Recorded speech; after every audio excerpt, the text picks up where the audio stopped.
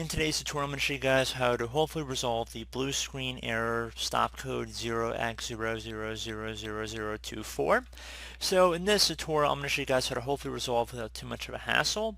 Now, there's going to be a couple of different things I'm going to go through in this tutorial, but I do want to set up a little bit of background. So if you're unable to boot into the Windows operating system, I would suggest getting, if you're on Windows 10, getting the Windows 10 Media Creation tool and boot your computer from the Windows 10 ISO from a CD, DVD, USB flash drive, and then instead of installing Windows, select Repair My Computer to launch some of the troubleshooting options, and then we want to run a command prompt from there. If you're on Windows 7, you'd want to launch the advanced boot options. So basically we're just trying to get to a command prompt so we can start typing in some commands here. So again, we want to launch the command prompt. So there's a few different ways to do it. If you power your computer off 3 times in a row, it should also launch the troubleshooting utilities if you're on Windows 10. And you want to go through troubleshoot and then select command prompt. And we want to run a command prompt scan, so we're just waiting for our computer to load some of those options right here. And then we're going to go ahead with the video. So how you come about this video might be a little bit different, like where your starting point is, but we want to get everybody on the same page when we actually go about running the commands. So underneath choose an option, I'm going to left click on troubleshoot, reset your PC or see advanced options, and then I'm going to left click on advanced options.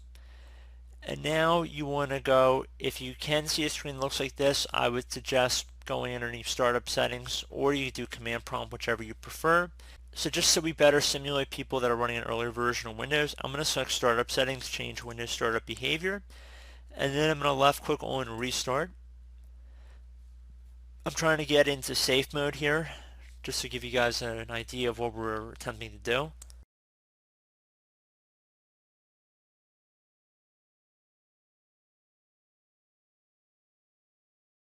Okay, so underneath startup settings, using my function keys, I'm going to select F5, which will enable safe mode with networking. So I'm just going to tap the F5 key here. Again, depending on what version of Windows you're running, this may look a little different, but it's the same idea.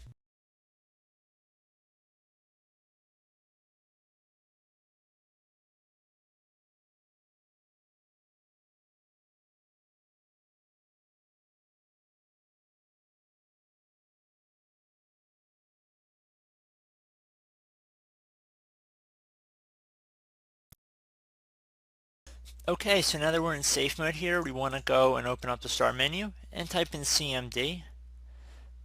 Best match should come back with command prompt. You want to right click on it and then left click on run as administrator.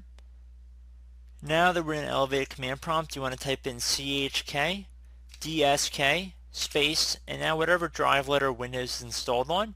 So if you're unsure where Windows is installed on, you can go over the start menu, type in system. So if you're unsure what Windows is installed on, you can go open up the start menu, type in File Explorer, and then if you go over and click on this PC or computer on the left side here, whatever it says your local disk is likely where Windows is installed on. So you can see it's my C drive. So I'm going to close out of here, and then I'm going to type in C, and then colon, so one dot on top of another dot. It should be one key on your keyboard, by the way, and then a space, /F, and then another space, /R, exactly it appears on my screen. Then you want to hit enter. It should say the check disk cannot run because the volume isn't used by another process. Would you like to schedule this volume to be checked the next time the system restarts? Tap the Y key on your keyboard, hit enter. It should say the volume will be checked the next time your system restarts.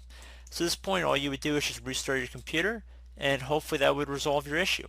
So I do hope this brief tutorial was able to help you guys out. And as always, thank you guys for watching, and I do look forward to catching you all in the next tutorial. Goodbye.